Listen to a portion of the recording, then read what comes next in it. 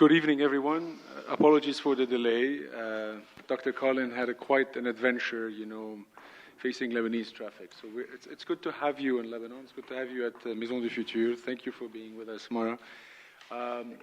Again, ladies and gentlemen, we thank you for being with us. We apologize for the delay. We thank the organizers, Mr. President, Sam Nassa, and the whole team here at MDF for the organization of this quite opportune event. Without further delay, I'm going to leave it to President Amin Ismail for some opening remarks, and then I'll be introducing Dr. Carlin and leaving the floor for her for around 20 minutes before we engage in a proper Q&A. Mr. President? Just a few words to say thank you for coming. We are delighted to have you with us. I think that our friends here would like to hear a lot about a lot of events and mainly what's going on actually what is in the Gulf, the last events in the region.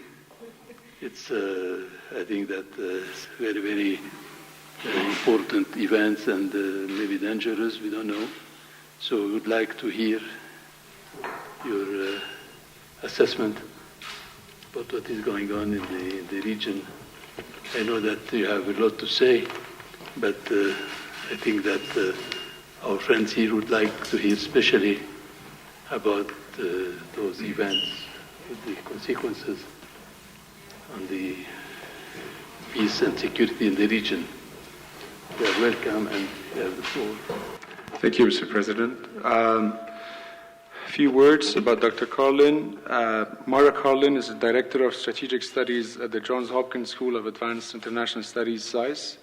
She's also an Associate Professor at SAIS, Executive Director of the Philip Merrill Center for Strategic Studies, and a non-resident Senior Fellow at the Brookings Institution. Carlin has served in national security roles for 5 U.S. Secretaries of Defense, advising on policies spanning strategic planning, defense, budgeting, future wars, and the evolving security environment and regional affairs involving the Middle East, Europe, and Asia. I'm sure the Middle East was the most adventurous of all. Most recently, she served as a Deputy Assistant Secretary of Defense for Strategy and Force Development. Carlin has been awarded Department of Defense Medals of Meritorious and Outstanding Public Service, among others. She is the author of Building Militaries and Fragile States, Challenges for the United States, which was published by University of Pennsylvania last year. Dr. Carlin, I'm going to leave the floor for you to give us an overview for around 20 minutes, and after which we will engage with the floor and first with myself around some parameters that I'm sure everybody is keen on here. The floor is yours. Thank you. Thank you for hosting me today. I am so excited to be here. I feel more than a little terrible about the transportation situation, but I promise it was not for lack of effort. So my deep apologies. It's really a treat to be here. Those of you who know me know that Lebanon is my favorite country in the world, and I do believe strongly it is the most interesting country on the planet.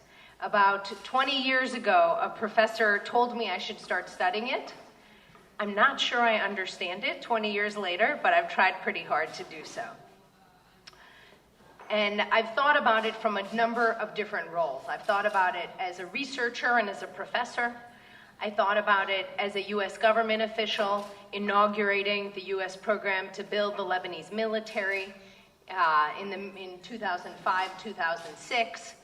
And I've thought about it as someone who wrote a book trying to understand the different aspects of the U.S. partnership with Lebanon in a security sense. So I thought what I would do today is spend a few minutes talking about the relationship.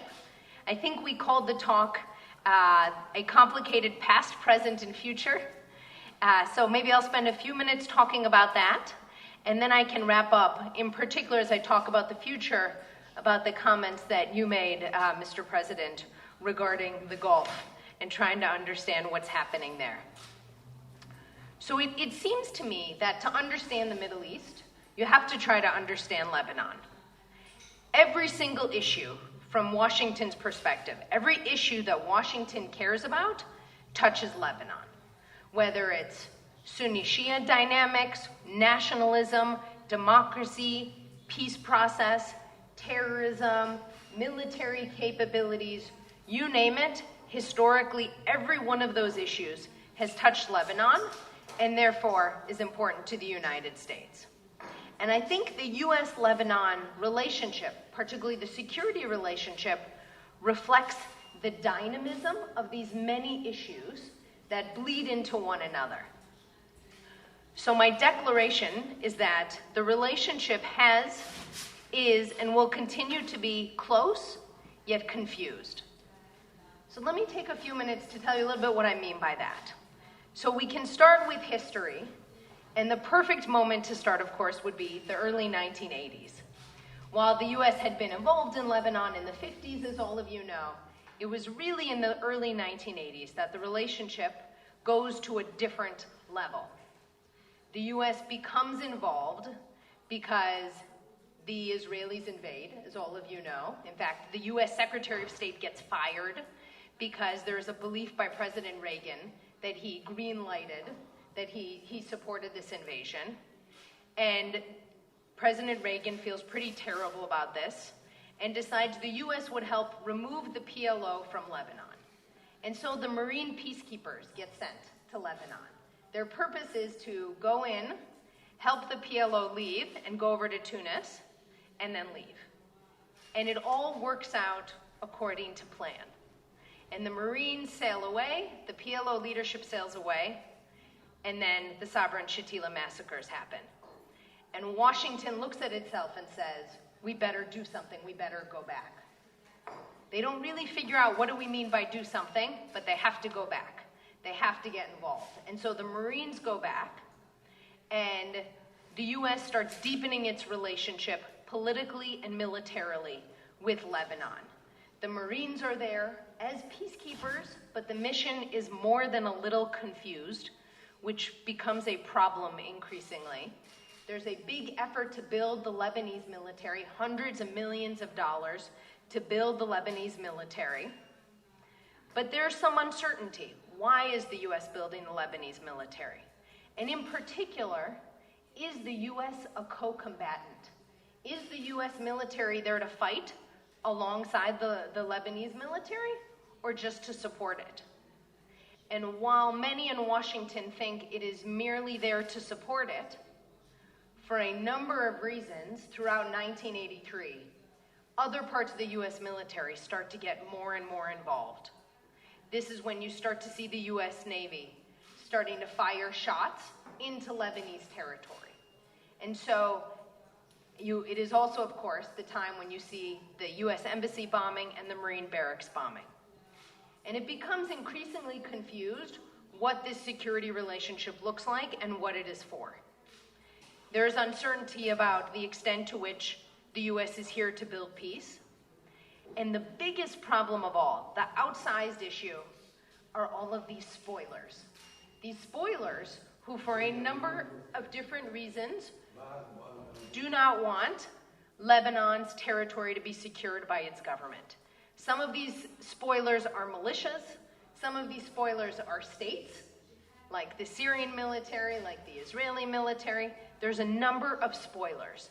And as the U.S. is getting attacked, and as the Lebanese military then starts to dissolve in 1984, the United States closes a door on the relationship. It is maintained at a very superficial level, but the door is largely closed. And as the Syrian vice president says, sarcastically but not wrong, the United States is short of breath. You can always wait them out. And so a relationship that became very close, very quickly, then was put on the back burner for a very, very long time, especially thanks to these spoilers. Then we have the present. And by present, I mean 2005 up until the more contemporary period. We know, of course, that following the assassination of Rafik Hariri, the United States again looked to Lebanon and decided this was an important relationship for a number of different reasons. There was an interest in security. There was a push by the Bush administration for democracy and freedom. I might say there was also a romantic view of Lebanon. There were a number of people across Washington who had seen what happened in the early 1980s and said, this is a relationship that must be rekindled. It's a relationship that has to start again. And it quickly became close again. Again, very anchored in a military relationship. There were two pieces to it, the military piece, and then the effort to set up the Special Tribunal for Lebanon to investigate the assassination of Hariri, which really petered out and didn't unfortunately pan out to much. The relationship militarily became close. It's resulted in almost $2 billion of assistance to the military over the years. And in a number of different ways, it has been remarkable. Before this relationship started, in 2005, Lebanon's military had 3 bullets per soldier. 3 bullets. It was a force that, as we all remember, couldn't go around Lebanese territory and wasn't deployed. It didn't even have basic mobility. It didn't have much in the way of the capabilities to act. So in 2005, the relationship starts to get deep. In 2006, it gets deeper. Of course, the Israel-Hezbollah war happens, which is both unhelpful and helpful. It's unhelpful because suddenly there are questions in Washington about supporting the military. Is this a bad idea? It's helpful because the military acts very responsibly. The government acts very responsibly. It doesn't engage in the fighting. It keeps tabs on the material it has. And of course, UN Security Council Resolution 1701 then allows the Lebanese militaries to start to deploy all over, throughout Lebanese territory. It's remarkable when we think about it. 15 years ago, the military wasn't in places like the South. So the U.S. is giving a ton of assistance. The military is going everywhere. It's starting to become closer and closer. In 2007, the military fights its first big fight in Nahr al-Bard against an al-Qaeda-affiliated group, Fatah al-Islam. The U.S. races assistance, 40 C-130s and C-17s filled with assistance. And yet, the first inklings of confusion start to emerge here. The U.S. is very quickly helping the Lebanese military. It's not getting any credit. In fact, it's actually not getting much credit at all. The commander for the Lebanese military says, we received nothing. It's like the Americans said, die first and assistance will follow. Multiple senior Lebanese military officials and political officials didn't give the United States any credit. And then, of course, we have the events of 2008, when, after some decisions taken by the Lebanese government, Hezbollah deployed throughout the streets of Beirut. And you saw key leaders in Lebanon trapped in their homes and starting to call Washington and saying, so when will the Marines come back? And it was a perfect moment to illustrate the confusion of this close relationship. The Marines were never going to go back. The U.S. was not going to send the military. It wanted to work by, with, and through Lebanon's military, but it would not fight on its own. It was not willing to kill nor to be killed for Lebanese security. And over the years, the question of what the military was willing to do became more and more of an open inquiry. As some have described it, at the highest level, we would have the conversation about what the threats were, and then at the most detailed level. But what we didn't do is talk about what the military would do. So now we look to the future, today and going forward. We see that there are mutually agreed threats which enable cooperation between the United States and Lebanon.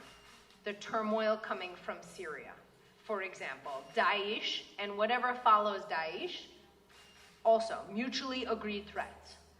We also see some confusion about internal defense. What should internal defense look like? How can it actually be exerted?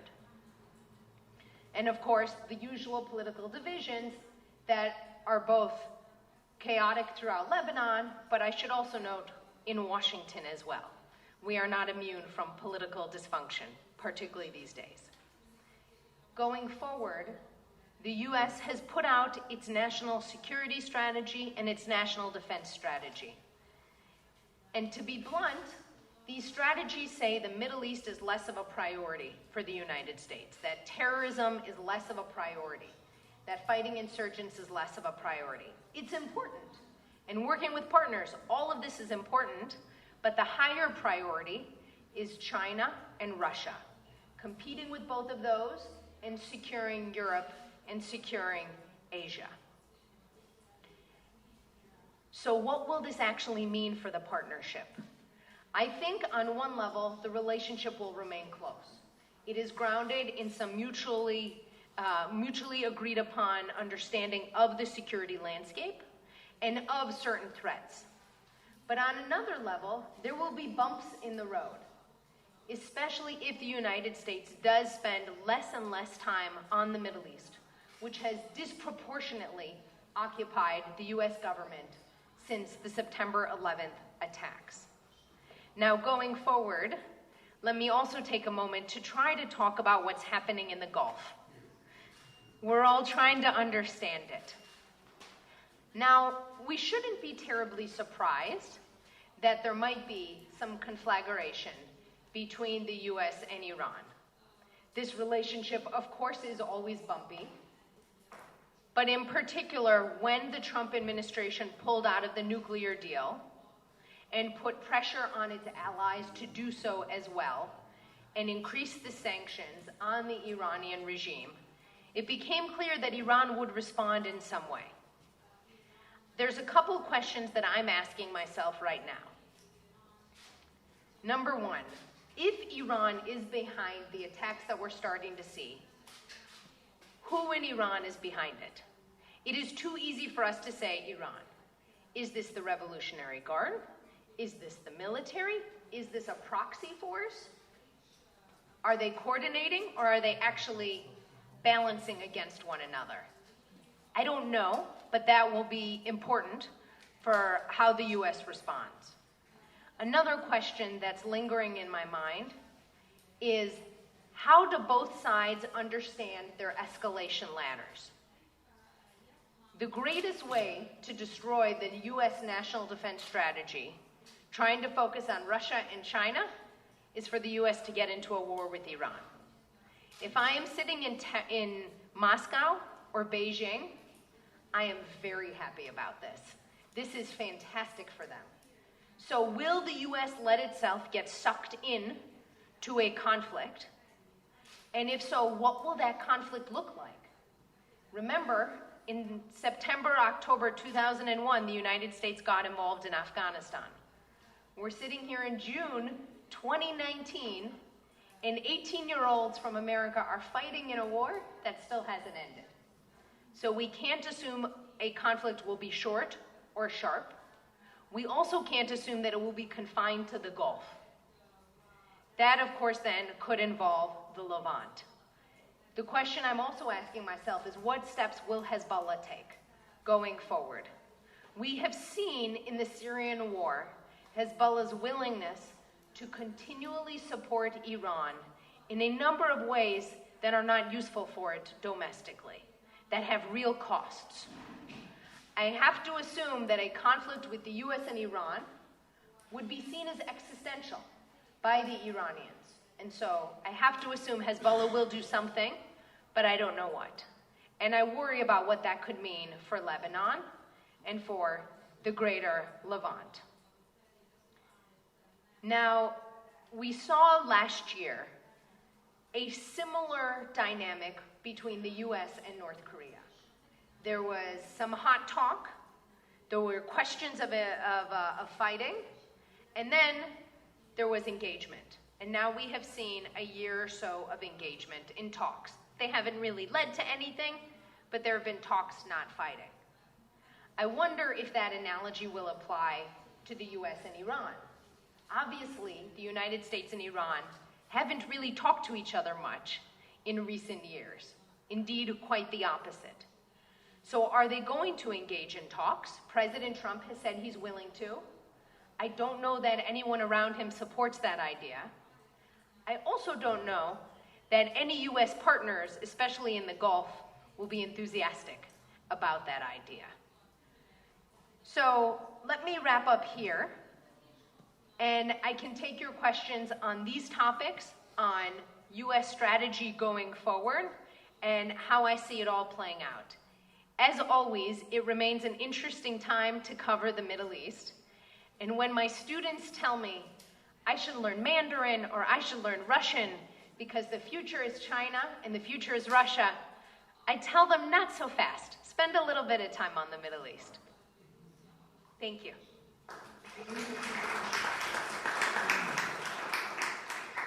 Thank you, Mara. I actually had 3 questions for you, but you already answered one, so they're trimmed to 2, and then we'll leave Q&A for the floor. Let's start by where you ended almost. And this is more of a forward planning exercise, a kind of a simulation. So in the event of a US-Iran skirmish, you questioned what steps will Hezbollah take. My question to you is, what steps will the LAF take, and how will this be viewed and reacted to from a US angle? Of course. It's a very good question. My assumption, and frankly, my assumption, expectation, and recommendation would be that the LAF should hide. I don't think it should get involved. I don't think it is capable of getting involved. And I think any involvement will be highly problematic for the force. So I think the best thing the LAF can do is to provide minimal security if something happens. And it should maintain possession of all of its material. As you can imagine, in Washington, there's always a very deep concern that gifts to the LAF may become gifts to someone else. The LAF has a tremendous record in that regard, and I would hope it can maintain that tremendous record. But it is hard for me to imagine circumstances under which the LAF chooses to actively support the United States should something occur, or chooses to actively support Hezbollah should something occur. I think it's hard for me to imagine their willingness to do so. I don't think they have the capabilities to do so. And it probably doesn't need to be said, were the LAF to work closely with Hezbollah on something like that, I don't know that the relationship would have a future with the United States. Thank you for that. My second and final question. So amid the pivot of the Lebanese executive and legislative branches, more towards the Iranian orbit, some in Washington, and I'm sure, Mara, we've all been following up on this, some in Washington would bring up some options, some carrots and sticks to correct course, locally in Lebanon. So when reviewing these options, these carrots and sticks that might be deployed against this tilting towards the Iranian orbit, some people rush immediately towards assistances to the LAF. Others rush towards sanctioning some of the entourage and the executive and the legislative branches. So how do you see this? You said earlier that the door might be partially or largely closed, when scaling down on U.S. presence and military assistance in the region. So how would this affect the LAF? Will the door in such an instance be partially or largely closed if the LAF is to be sacrificed amid this tug-of-war? Thank you for that question. Look, Washington has been disproportionately focused on the Middle East since September 11th. And that's a particular problem for a country that needs to look across the entire world, across the entire spectrum of conflict, and needs to worry about conflicts today and conflicts tomorrow. So when we think in terms of region, or if we think in terms of kind of timing, or if we think in terms of types of war, the United States and its military in particular has been kind of only focused on one part of the spectrum as opposed to the much broader one. And that's a problem. Let me be clear, though, there still needs to be U.S. engagement in the Middle East. Indeed, and this translates to Lebanon, obviously. Indeed, I would much prefer for this engagement to be more whole of government and not just focused on military-to-military assistance. That has been a disproportionate element of the U.S.-Lebanon relationship. It has been a disproportionate element of the U.S. involvement with its partners around the entire Middle East. Ideally, this is all part of a whole-of-government strategy. It is not good for the most capable institution in a country to be the military, and for many of the other institutions to be so weak. So going forward, I suspect the U.S. will maintain assistance. I suspect that there will continue to be a very close eye on this assistance. How is it used? In what ways is it used? And against which threats? But there remain mutually agreed threats. So as long as you have challenges coming from Daesh or the next Daesh, for example, as long as you have issues in refugee camps, etc., I suspect that there will be enough to agree upon to maintain that connection. However, I do think that you should expect the sanctions to continue and that there will be this balance of carrot and stick, and we probably won't get it entirely right. I would be curious, can I ask a question to you? All right, so you started your question, well, you started your question with an assumption. And the assumption is that Lebanon is moving more into the Iranian orbit. You know, a lot of folks are wondering, how much is this true and in what ways?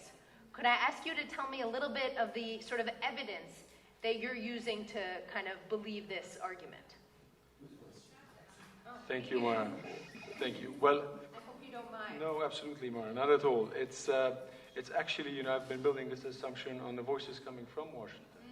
So people are quickly jump into conclusions by citing numbers in the recent legislative elections that we had in May of last year, and how have this affected. People also, you know, cite the ministerial portfolios that were previously under the term of President Michel Sleiman occupied by so-called centrists in the political spectrum. Now they're occupied by people that are more tilting towards what used to be called the March 8th coalition. So all of these assumptions are echoing voices coming from Washington and how this will affect the scene here in Lebanon. Interesting. Yeah. So if I could just add, that's really interesting to hear, because it would seem to me, and this is the last group of people who needs to hear this from me, but it seems to me this is the usual delicate balance and the dance that one always sees in Lebanon. So is it slightly more one way, slightly another way? Perhaps, but I didn't read it as dramatic. And so I was wondering if I was missing something. It sounds like perhaps not. That's good to hear. Thank you, Mara. So without further ado, I'm going to open the floor for discussion. If you can just please cite your name and title, and if you're going to speak in Arabic, Mara, please, you can use translation for the translation. Short questions, yes. So questions, no assumptions. I'm very happy to see you back in Lebanon, especially that in your briefing you have touched to a certain subject. I wrote my thesis about the War College in 1985, which was the American intervention in Lebanon. Really, I want to refocus, to ask you to refocus your talk on three issues which really touch deeply the actual political Lebanese scene. One of it is Hezbollah and the position of Washington toward this. Isolating Hezbollah by saying it's a terrorist organization and whose military powers, as we know, dwarfs that of the Lebanese armed forces, could prove impossible. Hezbollah, over the past election, really achieved certain gains which made it dominate first the parliament, and also it dominates the decision of the government. No one can deny that. Now, how careful is Washington, from your perspective, you watching from there to Lebanon, not to push Lebanon to the brink, as Hezbollah would retaliate if survival of Iran's vital interests are at stake? This is one. The second one, I would like to hear your opinion about is America is really capable of playing a crucial role into finding a political solution for the Syrian crisis. Lebanon has right now over 1 million refugees, and seemingly resolving this issue would wait until there is a certain political solution in Syria. Does America feel really the priority and the necessity to help Lebanon, Jordan, and also Turkey really to resolve this problem? And problem really, this thing is putting a lot of pressure on our crumbling infrastructure. And the third thing, what's your perspective on the mission conducted right now by David Satterfield concerning resolving the dispute between Lebanon and Israel concerning the maritime border? Thank you. Thank you, General Abdel Kader. As usual, lots of easy questions, and they won't take me long to answer.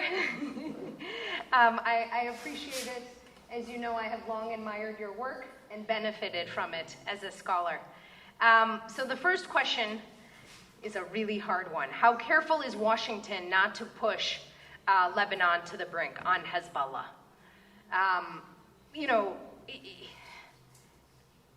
I think multiple things can be true at the same time. It can be true that Hezbollah is a complex actor. It can be true that Hezbollah is a key part of the Lebanese government. And it can be true that Hezbollah, from Washington's perspective, is a terrorist organization that profoundly undermines the stability and security of Lebanon and of the region. That, all of those things being true, is particularly complicated from Washington's perspective. Right now, I think Washington probably sees Hezbollah through two lenses: Syria and Iran. I do not know that as many folks see it through the lens of the domestic Lebanese political scene. Not least because that's pretty complicated and hard to understand. So in Syria, from Washington's perspective, Hezbollah has been crucial in keeping Bashar al-Assad and his hideous regime in power. And it has bled, and Lebanese have lost their lives because of its willingness to do so over the last 8 years.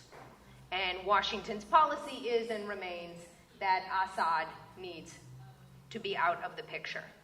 So that is one way in which the United States and Washington sees Hezbollah through that lens, through the Syria lens, right? The most horrific crisis that we've really seen in decades. And you had mentioned, General Abdel Kader, the refugee crisis. There are many people who don't even get the opportunity to be refugees, right? You've got about 800,000 or so, I think, that have been killed in this horrific conflict. So that's lens number one. Lens number two, of course, is Iran, right? Through Hezbollah, Iran has built itself a tremendously capable force. A force that is more capable than many militaries in this region, as we know. A force that is willing to use force, if you will, more than many militaries in the region. And inconveniently, a force that has been pretty darn effective in using that force. And when the United States worries about Iran and Iran's military capability, it worries a bit about Strait of Hormuz closure, but in particular worries about this assistance to clients like Hezbollah.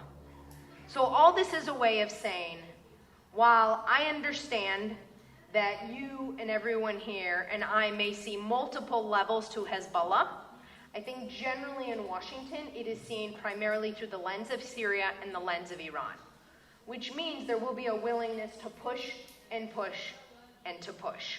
And I think we've seen this through the visit of Secretary Pompeo in particular. Now, this issue of a political solution to Syria does translate into it. All of you know, of course, both how ugly and how complicated the situation is in Syria. And after 8 years of nonstop bloodletting, just how thorny it is. Washington has shown a willingness to engage in trying to solve the conflict, but I think that willingness has been pretty minimal. It has focused on humanitarian assistance to refugees, a little bit of kind of political talks, if you will, particularly through the United Nations, and then the military support, particularly to the SDF, and the direct U.S. military involvement at the U.S. military base at Al-Tanf. There's a commission that Congress set up, known as the Syria Study Group, of which I am a part of. I'm speaking personally, not as a member of the commission, but I will note that the report we wrote for Congress has been put out to the press, though it was not supposed to be, and I largely agree with everything that it says. I think Washington should care about what's happening in Syria. That may seem obvious, but particularly given the focus on China and on Russia, it's important to state it. So I think what happens in Syria doesn't stay in Syria. We all know that. One should care. I think the U.S. focus in Syria needs to be on fighting Daesh and ensuring that its remnants cannot creep up, and also in dealing with the humanitarian crisis as it exists. And I think Washington's policy should continue to be a lack of support for Assad. I say that cognizant that he's not going anywhere, and that he is firmly entrenched, and that he is stronger now than he really has been for most of this time, unfortunately. So, do we need a political solution? Absolutely. I have no faith that the Russians will deliver it, to be clear. I think they have neither the capabilities nor the willingness to deliver a solution. I hope the UN can play a role here. But at the end of the day, I don't know that even Washington can get us the solution we want. It is hard to imagine how these refugees will ever be able to go back. I know that isn't what you want to hear. Lebanon, of course, has a long and storied history with refugees who haven't gone home.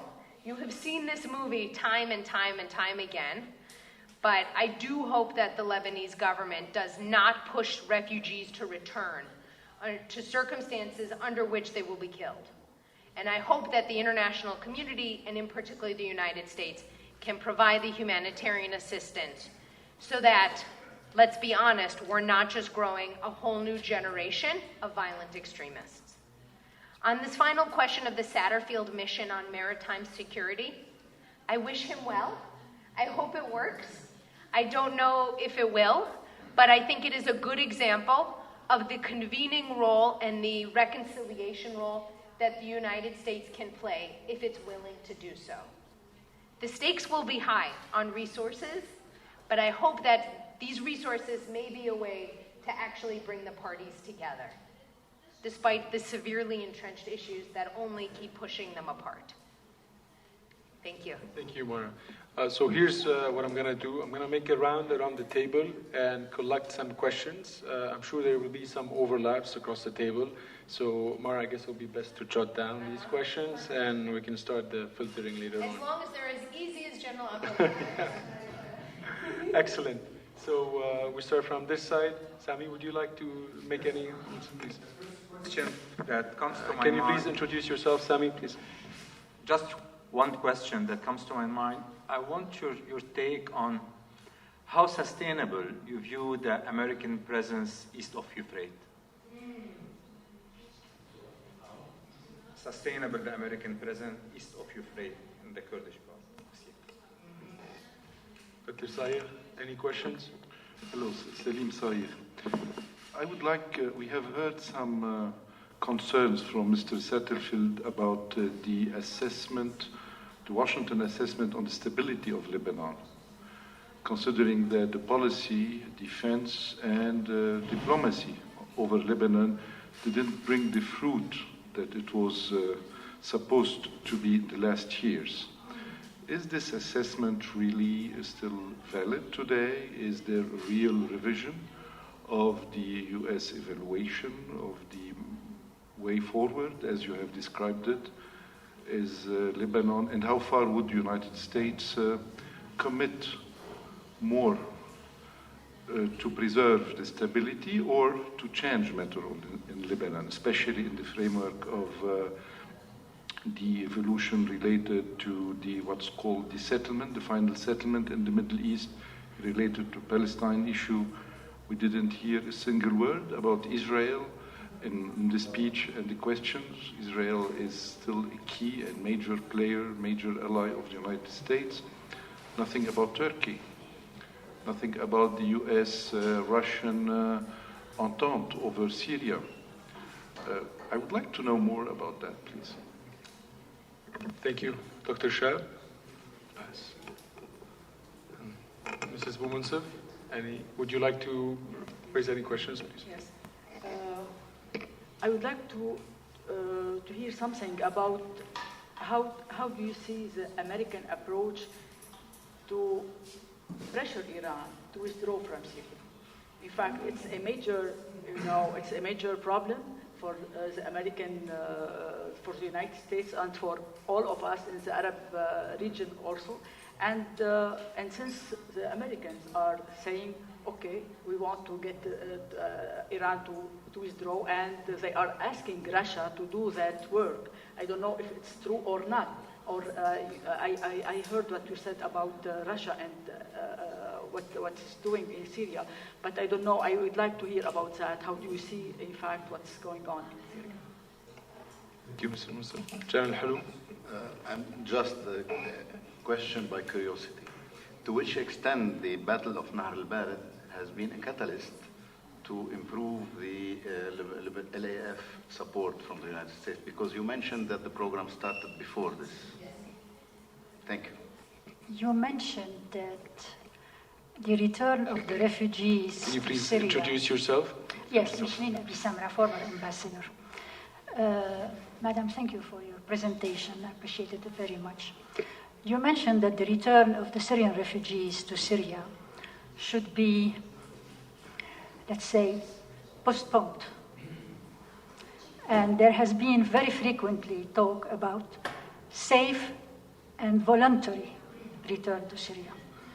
If safe is a must for humanitarian reasons, voluntary is not an option, neither for Lebanon, neither for Syria, because voluntary would be tied to too many issues, such as economic viability, etc., etc. So would you please comment a little bit on what is the possibility of the United States moving away from the voluntary return to Syria? Thank you. Roger Deep, former minister. Let me just start by saying that I share your analysis that Hezbollah has not taken over Lebanon. They improved a little bit their position, but we're far from, at least politically. I mean, they can by force, but politically, I don't think so. The question I have is the following. We're talking about, if I look at the sequence of events since the Obama administration started with the negotiation of the nuclear agreement. And the Obama, the president, he had a more balanced approach to the Middle East maybe than his predecessors or his successor in terms of his allies and working through there. He has a different perspective. The Iranians refused to engage on the regional level. The Americans didn't insist. I remember very, very clearly at the end of the Obama second term, he made a speech and he was warning Iran, which he was not a big foe or enemy. He was talking as a friend, warning them that if they don't change their policy in Iran, in Iraq, and they continue overwhelming the Sunnis as they are, there will be a reaction. I don't remember if you mentioned Syria or not. Very soon afterwards, we see what happened in Iraq of Daesh, and then the rebellion in Syria. I think the Americans, after Obama decided to withdraw, they were not behind or in the making, but they knew something was cooking in the Middle East, and they supported it. And then I look at the analysis and see that the rebellion in Syria was about to win against Assad and Iran and Hezbollah. And then the Russians came, and they changed because of the air power. The Americans withdrew. They didn't do anything, and actually they prevented the Turks from doing anything because since day one, the Obama administration, my reading, I'm not a member of the administration, didn't want Turkey to be active. Egypt was not active, was more talking to President Assad. They were more alarmed with Erdogan's position on the Ikhwan Muslimin than on President Assad. I mean, the Sisi administration. And now we're talking that the Americans are pivoting to China and their national strategy, and there is an unbalance with Russia so much active and Iran so much active in the Iranian, the Gulf, and the Syrian theaters. Turkey forced basically to reach a deal with the Russians with some minimum interest on their frontiers and against the Kurds, but minimal requirements. The Egyptians not engaged, so the Gulf are left alone to basically, with American support now, more vocal from President Trump, selling more arms, but we're not seeing serious boots on the ground. I don't think we will see. There is a big unbalance in the Middle East now, and I don't know what's really the strategic answer. What would the Americans do? Because when the Americans withdrew from Iraq, the Iranians filled the void and the Russians filled the void. And there is no one to match them, frankly. The Saudis cannot do it on their own. They tried to match it in Iran. The Turks were prevented. Egyptians not engaged. I mean, these are the two sort of bigger powers than the Saudis. So we have a basic fundamental unbalance since the Russians intervened here. Israel interferes very punctually against Iran. So what we're seeing in the Gulf now is a little bit of this picture, of this sequence of events, with President Trump either bluffing, trying to go further with talks as we're seeing. I personally also tend to share your view on what's happened with the Egyptian tankers. In my analysis, not data, is more some, I think, political infighting inside Iran between the Rouhani, and I think even Khamenei was obliged to cover what happened with the tankers, because on the day that the Japanese prime minister went to see him, we had the incidents in the Gulf, and then he was supposed to, if this was their position, they would have told Prime Minister Abe in Japan. There was no need for him to come to Iran. So I see a lot of confusion, this word that you've used so much. That's my own analysis, at least, of what happened. But frankly, I think that the Americans are squeezed now. And I don't know what's going to happen. You talked about the spoilers. I believe there is a bigger scene now in the Gulf happening, as we had seen in Lebanon when President Ismail was president. And these same spoilers pushed the American back. We've seen it in Syria, and they pushed the Americans out. And frankly, I see it happening in the Gulf with much, much, much bigger stakes. And I would like you to comment on this analysis. Thank you. Very long analysis, Dr. Dean. I'm sure you've taken some ample notes. Dr. Hindi? Questions? Aram? Aram Nergizian, Senior Advisor on Civil Military Relations in Arab States. I yield my time to Jean-Pierre and Tamara. Thank you for that, Aram. I'm Mona Lisa Freyhan, our newspaper. Is there a real push in the Congress to cut the military assistance to the LAF? We heard about it. I read about it lately. بأنك عملت مع 5 وزراء عسكر في الولايات المتحدة. ألا تعتقدين أن ما حدث لصدام حسين غلطة كبرى ما يجري اليوم في المنطقة العربية؟ النقطة الثانية عن ما يعرف بصفقة القرن وماذا سيصيب لبنان واسمها صفقة. شكرا. Hi, my name is Marwan Abdullah. I'm the International Secretary of the Qatar Party. Thank you for this intervention. And I would like to challenge one point, actually, that you mentioned. The thing about keeping the focus on China and Russia. Okay? So in my views, I think Syria is a battleground with China and Russia, with Russia being there militarily and China trying to be there economically now, especially now we saw that in Lebanon. They are coming here to try to have a platform from Lebanon for the reconstruction of Syria.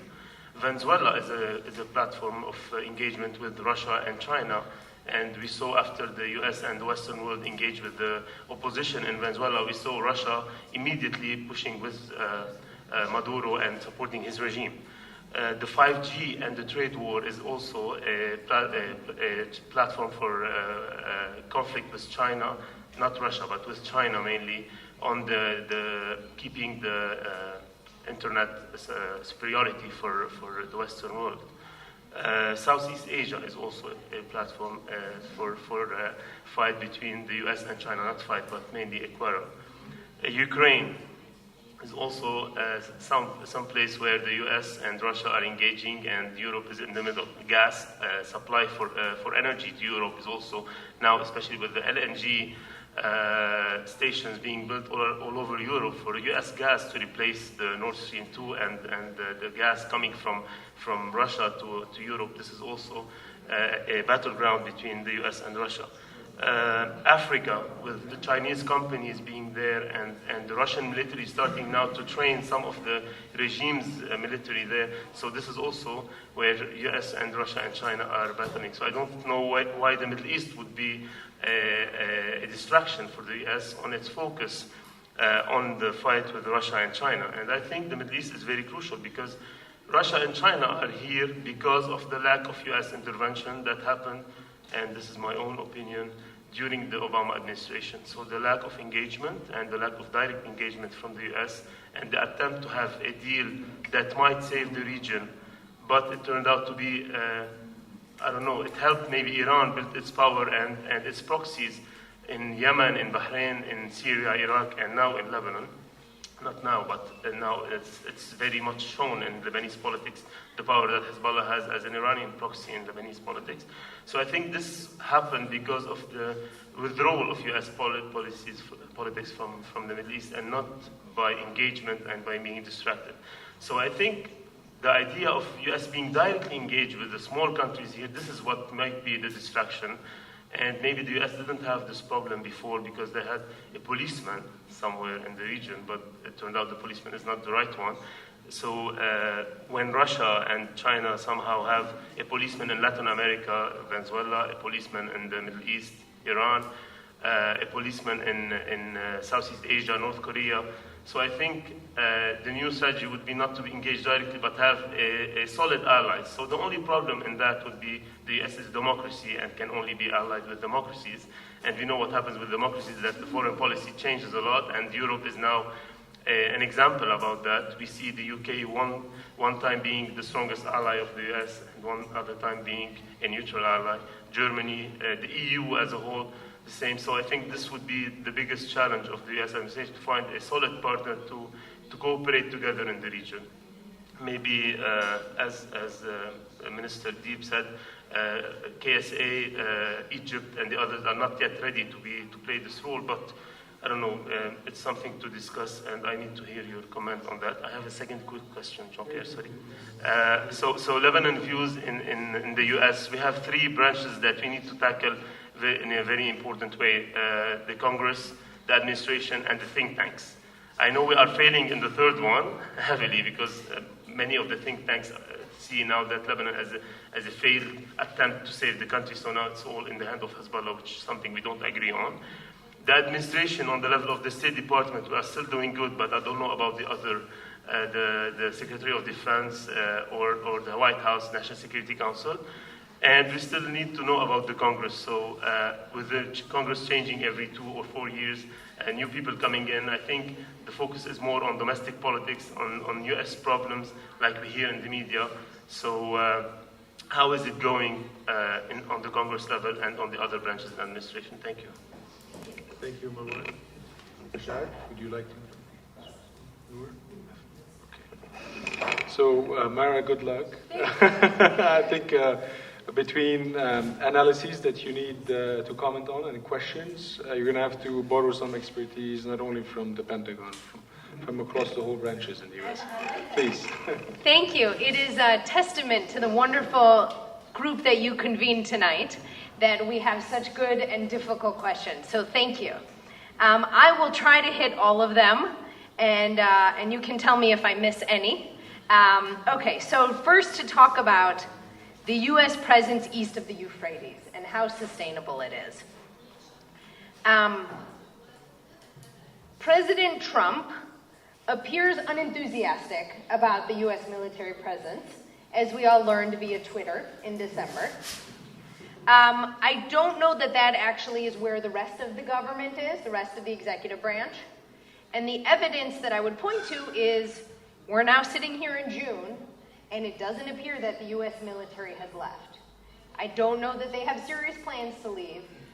And sort of the joke I made when journalists called me is, and they said, you know, what's going on? What does this mean? I said, the Pentagon is trying to figure out, how do you define withdrawal? What does that really mean? And I suspect they will continue to do all they can to keep some sort of presence there. Partially because that allows other coalition members to be there. Partially because of this theory that the U.S. should have some skin in the game. I don't know if that theory actually holds water, but it exists among some.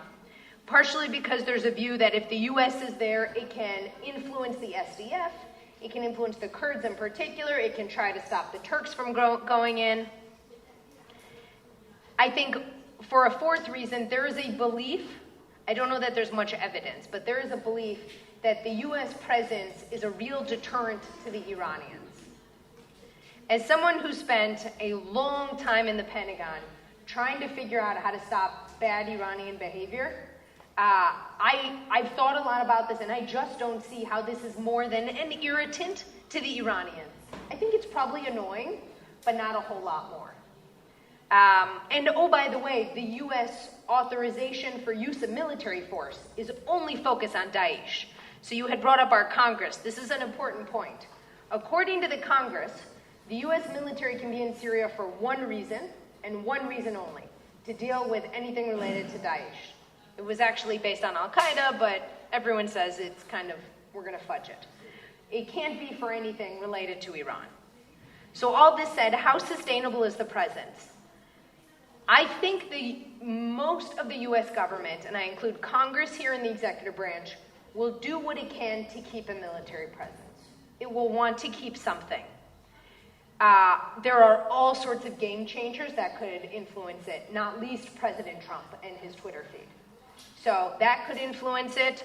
A Turkish invasion, which is quite possible, could influence it. There is all of this uncertainty. Assad could decide that he wants to take the 30% of Syria that he doesn't really hold yet. That could lead to some steps. But my guess is, if we're sitting here a year from now, short of a spectacular event, the U.S. military is still there. So next, I have to try to read my handwriting. The U.S. evaluation of sort of the way forward in Lebanon. So how much will the U.S. push on stability in Lebanon? I think the U.S. wants stability, understandably, but I think the top priority are these mutual threats. I do not think, I'm taking a line here from my book, I do not think the U.S. is willing to kill or be killed for Lebanon. This is a quote I heard from a senior U.S. official talking about May 2008, when there was the question of what would happen. Would the U.S. send the Marines in to be helpful? What would the Lebanese military do? I do not think the U.S. military is willing to kill or be killed. This is the first time I think the Arab-Israeli issue came up. It came up a couple times. then, and then also with the deal of the century, I tried hard not to smile, but I probably failed. Look, there is no evidence that the leadership or the people on either side of the Israeli or Palestinian side of the ledger has any interest in the deal of the century. That doesn't even get into the question of what does it mean for Lebanon, because I think it's a waste of oxygen to think about what does it mean for anyone else. I suspect the parties will all say no, but how they say no will matter. Do they say, this is really interesting, but we need to adjust it in a few ways? Or do they say, absolutely no? At the end of the day, they will say no, there's nothing to this. I see no evidence. When we've looked at the periods of time, say summer 2000, throughout the 90s, where you at least saw some sort of possibility, you had at least some leadership, you saw some efforts to try to get the populations on board, you see some efforts to get the Arab states on board. There's just been none of that. And instead we've seen sort of ad hoc, haphazard policy making at its best. While I do believe nothing will come out of it, I want to emphasize that it can still be dangerous because now you raise expectations. So failure with nothing happening isn't good. Failure when people expect something is actually pretty problematic. And we see this in particular with the Second Intifada, right? There was an expectation summer 2000 Camp David would actually result in something. When it didn't, we purchased the Intifada. So it can be dangerous to do this, even under the best of circumstances, which I would have called that. You had a competent U.S. government trying to work with partners that seemed to be all in. So there's that. I think this was also when Turkey first came up. Oh, Turkey. Now, to state the obvious, but often forgotten, Turkey is a NATO ally. I say that because oftentimes when security analysts want to focus on the Middle East, they look at, say, Turkey's domestic bad behavior, they look at Turkey causing problems in Syria, and they ignore this very big elephant in the room of NATO. And frankly, this happens in the U.S. government also. You will often hear U.S. Central Command, so the part of the military focused on the Middle East, talk and think about Turkey, and you won't hear it as much with U.S. Europe Command. That's a real problem. You all are very familiar with NATO, you are very familiar with Article 5 and the responsibilities that it puts on NATO members, and it is important to recall that those exist. This ties to this Russia piece. If tackling Russia and China should be a priority, and I'll talk more about this in a moment, if it should be a priority, the last thing you want to do is weaken NATO.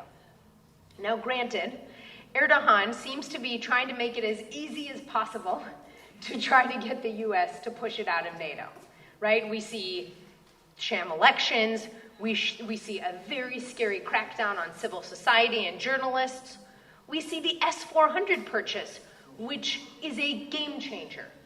To be clear, it is inconceivable that the U.S. government will permit the purchase of F-35s, the most sophisticated aircraft on the planet, and allow that to be co-located with the S-400. It is inconceivable. So we have this really uncomfortable and awkward dance to do with the Turks. The United States needs them to stay in NATO, needs their cooperation in a bunch of areas, say not invading Syria would be one key one, but also is seeing Turkey not act like a terribly responsible NATO member. So then we get to this issue of U.S. pressure to Iran to withdraw from Syria. For years and years and years, the U.S. government and U.S. security analysts and everyone who's thought about this topic has wondered, how do you build a wedge between Iran and Syria? Particularly in the days of Bashar al-Assad. As we saw with Hafez, he kept a little bit of distance, right? He kept a little bit of distance with Hezbollah. He kept a little bit of distance with the Iranian regime. His son has not followed suit and has gotten extremely close to both. It's really hard to build a wedge when you don't have much to offer. And the United States, I would say, the Europeans, don't want to offer a close relationship to Bashar al-Assad for all of the obvious reasons, right? He is a radioactive murderer, a tyrant who has destroyed his country. So, what kind of pressure is there to actually get the Iranians to withdraw? I think some have these grandiose notions. You've heard comments like the US will not leave Syria until every Iranian boot is gone. That is just grandiose and fantasy. It is impossible for me to think about how that actually happens short of a serious conflagration. I just do not see it. So it's infeasible. The better question is, what level of Iranian involvement can be somewhat acceptable? So how close to the border with Israel?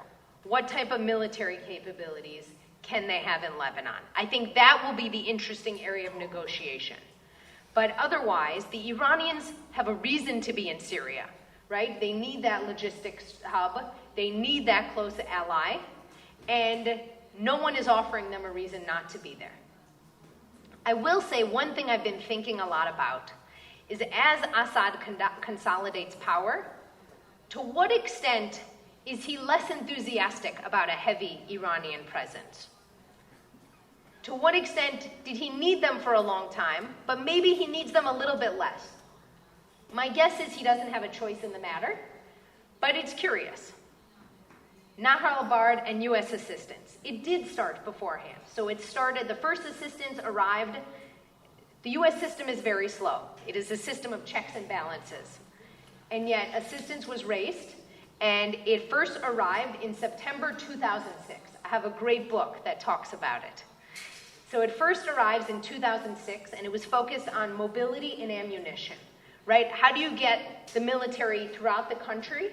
And how do you actually give it something to do, right? Actually able to do something. 2007, though, Nahal al-Bard became kind of the key moment to show how the U.S. could deliver assistance and how that assistance would be used. Because remember, you didn't have a military relationship for decades. And there was a little bit of a need to sort of prove it, right? To prove that this investment of now almost $2 billion was worth it. That it was in U.S. interests and that it would make sense. That this was a military that was willing to act. And so we saw in Nahal al-Bard that it was willing to do so. Although, as I noted before, the U.S. didn't get a whole lot of credit.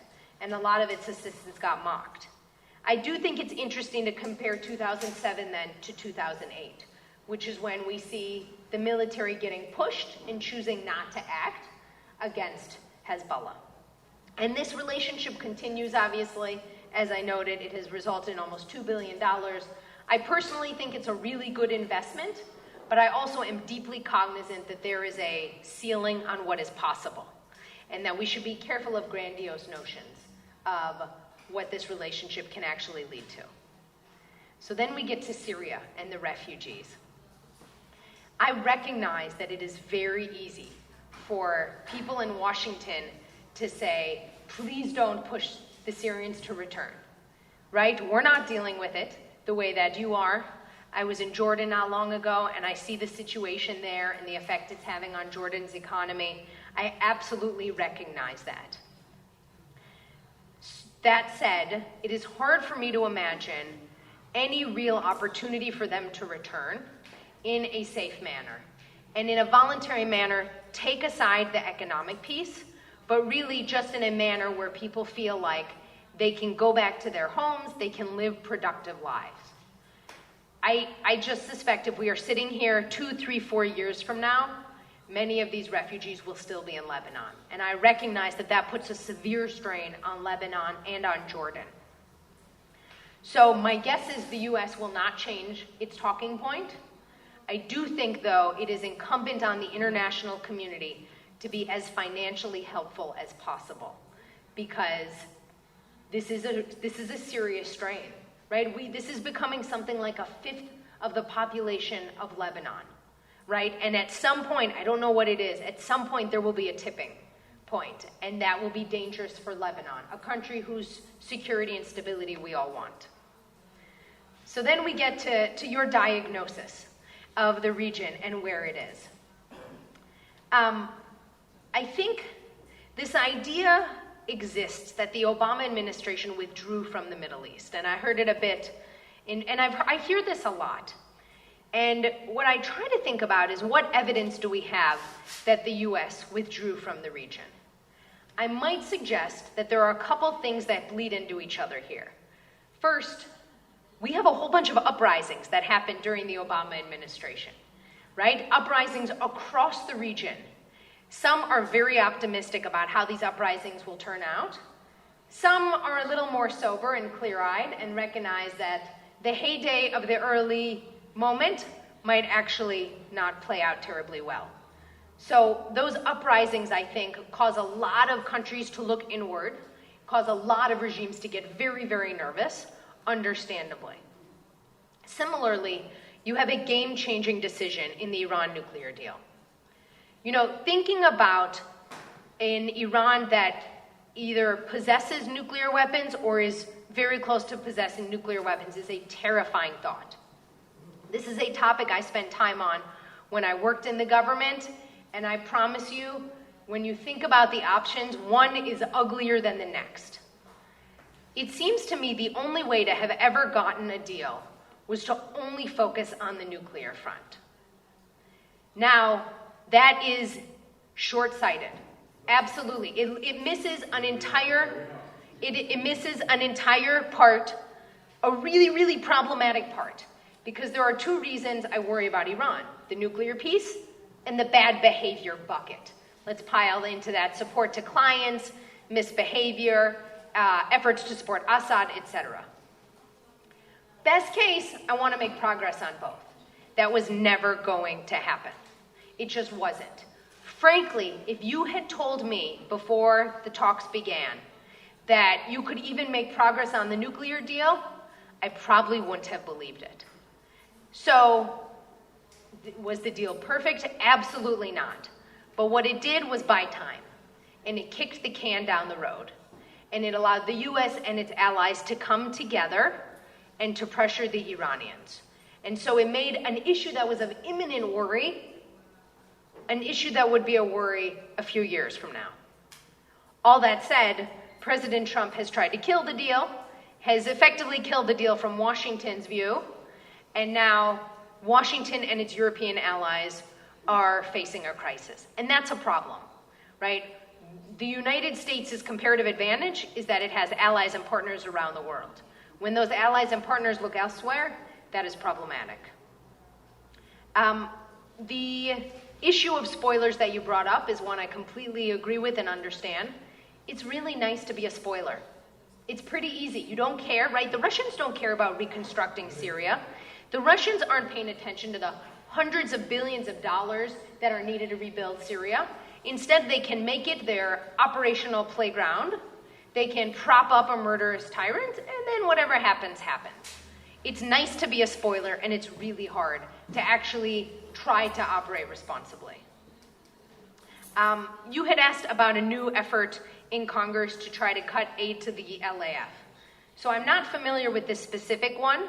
What I have seen over the years is a constant debate within the Congress about whether or not this system makes sense. I've testified before Congress a number of different times on this issue, and there are real questions that exist, in particular about the amount of money and on the nature of the relationship the Lebanese military has with Hezbollah.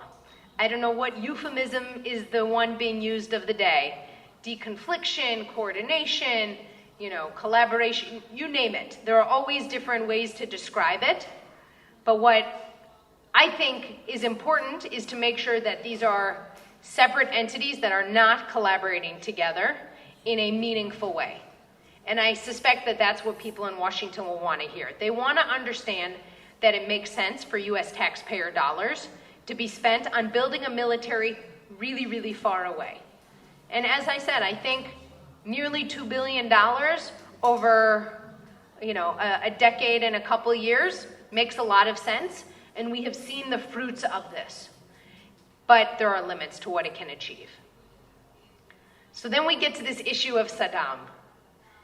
Look, looking back, I think it's pretty clear the Iraq War was pretty problematic, to put it lightly. But it seems to me what's interesting is not to debate whether or not the Iraq War should have happened. I think generally there is a lot of agreement that it probably shouldn't have happened. What I think is interesting is figuring out where the instability in the region really started. Because I don't think the story starts with Saddam, right? I think it's actually a much older story. It's a story where we have a number of governments that do not provide for their people, that do not secure their people, that do not appropriately govern their people. So Saddam's way of government was one approach. It was a horrific one, and we should remember that.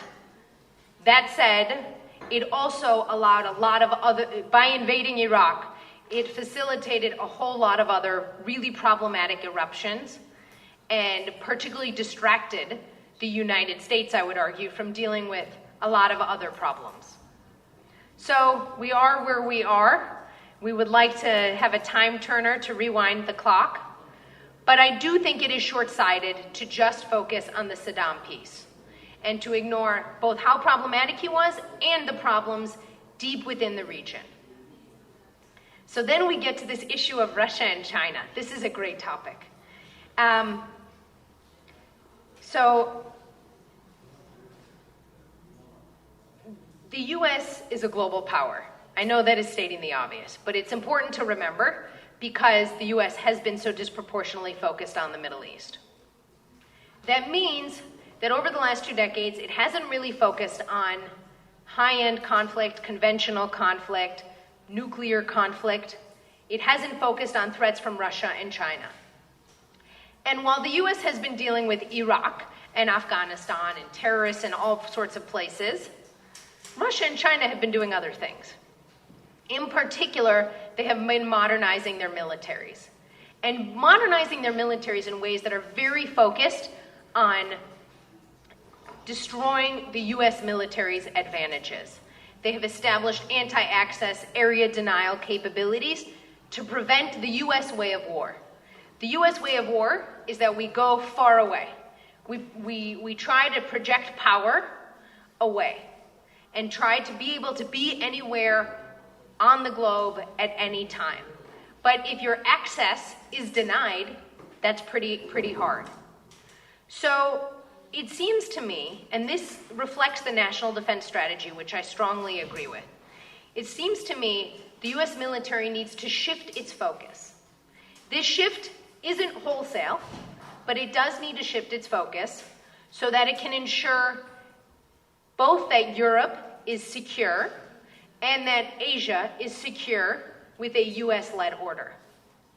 That gets at a very big issue, which we've started to dance on. The international order is changing. The world order that we all grew up with, the post-World War II order, is crumbling. This is an order in which the US was largely the guarantor of security, in which the US was a leader and set up all of these institutions, like the United Nations, like the Bretton Woods system, which are flawed, to be sure, but they existed, and I would say they were better than the alternative. And personally, I want the system that is designed by the United States, not the system that is designed by Moscow or Beijing. But the world order is shifting. We are in a paradigm shift right now for a bunch of different reasons. And we see this in particular with the emphasis on populism, with the slide toward autocracy in places like Europe, frankly, in places like the United States. So as we go about this shift, it is crucial to ensure that Europe and Asia are secure with the US-led order. You mentioned a bunch of examples that I might call horizontal escalation. I agree that the US should care what China is doing in Southeast Asia. Absolutely. I was out there last year doing research, in fact, on this topic, and they desperately want the US to be involved and for the US to help secure them, but not to make them choose between the US and China. And they want US involvement to be holistic, not just security, but also economically. However, it seems to me it's a matter of prioritization. First, you have to ensure that neither Russia nor China can destabilize their regions. then you can worry about them in places like the Middle East or Venezuela or Africa, you name it. So my answer is yes and, but it's an issue of prioritization. The U.S. system, as you know, does have checks and balances, which means it is profoundly frustrating and profoundly slow. That said, we have to be very careful of romanticizing authoritarianism.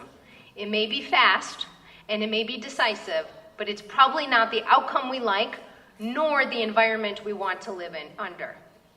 You mentioned, and I think rightly so, that domestic issues are heightened in Washington these days, in the United States these days.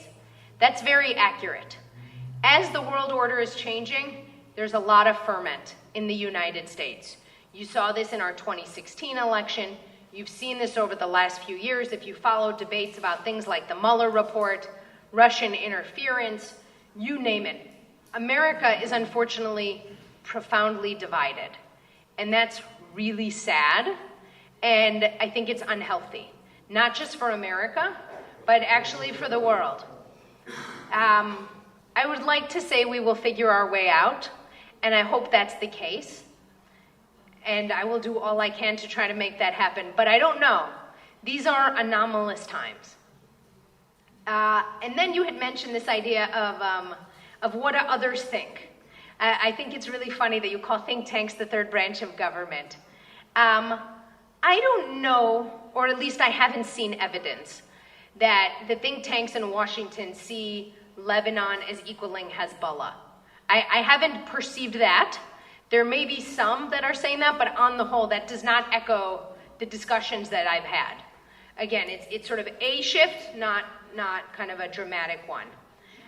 In terms of what the different parts of government think, recently the Congress confirmed new Assistant Secretary for Near East Affairs, David Schenker. Now, David Schenker long ago served on the Levant desk in the Pentagon, and I replaced him on that desk. And I can promise you, if there's anyone who thinks as much about Lebanon for as long in Washington, it's Dave Schenker. He knows this place incredibly well. He was working on it in the Pentagon when Hariri was assassinated, right before I replaced him, and was one of the loudest advocates for a close U.S.-Lebanese relationship. I suspect he will continue that. I don't know. But I do think you have someone who, at a minimum, understands all of the nuance that we're talking about here, who's not going to sort of go to these extremes. And in the Congress, I don't know. I think I probably hit that a little bit earlier. The Congress is a complicated body. What I might suggest, though, is noticing right now the Congress is trying to figure out its place in a system in which the executive branch is taking some abnormal steps. And so I have noticed examples where the Congress has anchored itself more extreme than it might because of where it sees the administration. I think one good example has been the military sales to the Gulf.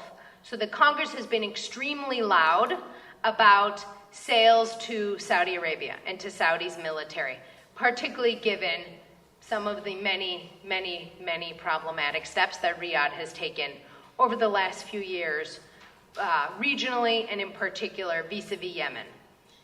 I think they have been willing to push this so hard because they fear that the administration is not pushing Saudi Arabia hard enough for its behavior. I think I have hit all the questions, but tell me what I've missed. There's more to follow. Mara, thank you very much for your generous feedback. We've overwhelmed you, I'm sure. I just want to say I don't have questions, okay? But I have an opinion.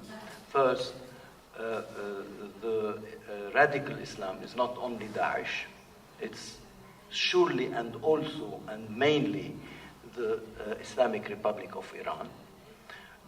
Secondly, I think that in a boxing match, Iran will win by points, not by knockout. But the only way to beat Iran is by knockout. What is happening now in the region is we are trying to beat it by points. And I think that Iran is winning. It is winning now. And the replies, which is, these replies, we cannot ask who did it. It is Iran who did it. The question, I know, this is, they are saying we are not doing it, but they are doing it.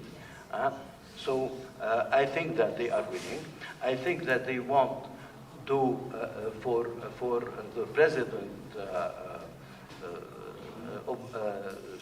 Trump not to win the second term. This is what they are doing, because if he wins the second term, he will turn on them in another way. Okay? Please. Quick comment. Thank you. I really appreciate those points. I absolutely agree with you that radical Islam is also the regime in Tehran. And it seems to me there's a lot of evidence that they're doing very well. When you look at Syria, when you look at Yemen, when you look at how the U.S. is divided from its allies. 8 years ago, who would have thought that Assad would have been propped up? Who would have thought that the Saudis and Emiratis, so upset about Iran, would get into a pretty problematic war in Yemen, only to the delight of Tehran? And who would have thought the United States would be divided with its very closest allies in Europe? Dr. Marlin, thank you very much for your time. We were very happy having you here with us. We're going to break for cocktails, so we can continue the discussion on the sidelines of the cocktail. Thank you very much, Mr. President. Thank you for those.